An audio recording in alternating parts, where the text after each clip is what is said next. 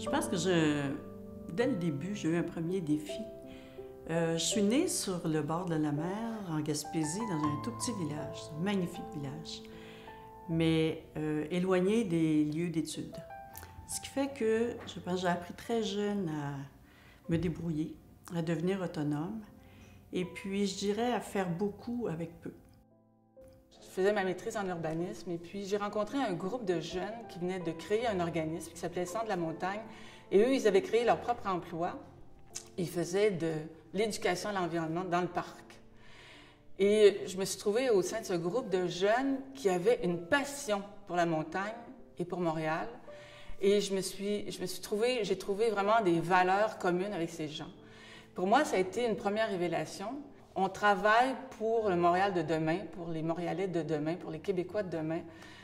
Je vous dirais, c'est un mouvement continuel et c'est un privilège de travailler pour le Mont-Royal.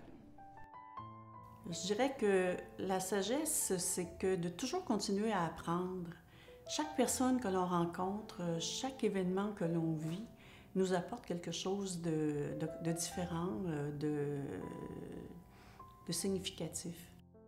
Aussi, ces personnes que je côtoie et ces différentes expériences qui m'amènent à vivre de nouvelles opportunités, si ce n'était pas parce que j'avais le goût de risquer ou le goût d'essayer des nouvelles choses, je pense pas que j'aurais toutes ces opportunités-là aujourd'hui. Je vous dirais, j'ai toujours l'impression d'être en plein dedans. À un moment donné, je me disais peut-être les Amis de la montagne, on aura vraiment réussi quand on n'aura plus besoin des Amis de la montagne. Ça voudra dire que le Mont-Royal est bien protégé. Et puis après 25 ans, je m'aperçois que les Amis de la montagne, c'est toujours aussi essentiel. Le rôle change, mais les défis sont toujours là. Sous longtemps qu'il va rester des façons pour améliorer nos conditions de vie autour de moi, autour de nous, je pense qu'il va encore rester du travail à faire et que ce sentiment de devoir accompli ou d'accomplissement, pour moi, ne sera jamais vraiment là. Vous savez, la vie n'est jamais en noir et blanc ou même en gris avec des tons. Je pense que la vie, c'est un arc-en-ciel et avec tout en nuances, ce qui crée que, dans le fond, c'est un infini. On n'a jamais, jamais fini. Et, je pense que c'est essentiel quand on apprend et on veut aller plus loin et faire des choses significatives, le mentorat est essentiel.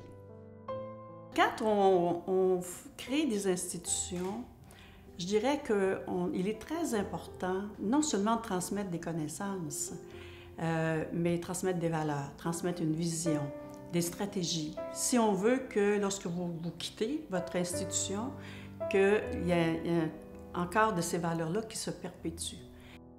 Je me définis par mon engagement parce que mon engagement vient de mes valeurs. Et ces valeurs-là, je les porte partout où je m'implique, partout où je m'engage. Et c'est pour ça qu'aujourd'hui, quand je rencontre des personnes qui s'engagent dans leur société, bien, c'est des personnes qui m'inspirent beaucoup parce que c'est des personnes qui osent mettre de l'avant leurs valeurs.